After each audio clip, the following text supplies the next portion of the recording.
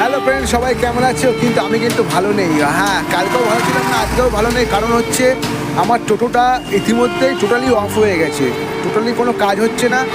তো বাড়ি থেকে বেরোনোর সময় স্কুলের বাচ্চা নিয়ে বেরিয়েছিলাম।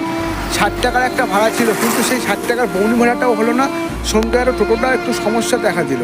তো টোটোটা তো অবশ্যই ঠিক করবো, আর আমাকে টোটোটা আনতে গিয়ে আমাকে অনেকটাই কষ্ট করতে হয়েছে, সেহেতু গাড়ি ঘোড়া কিছু পাওয়া যায়নি, আমাকে ঠেলতে ঠেলতে নিজেকেই নিয়ে আসতে হয়েছে।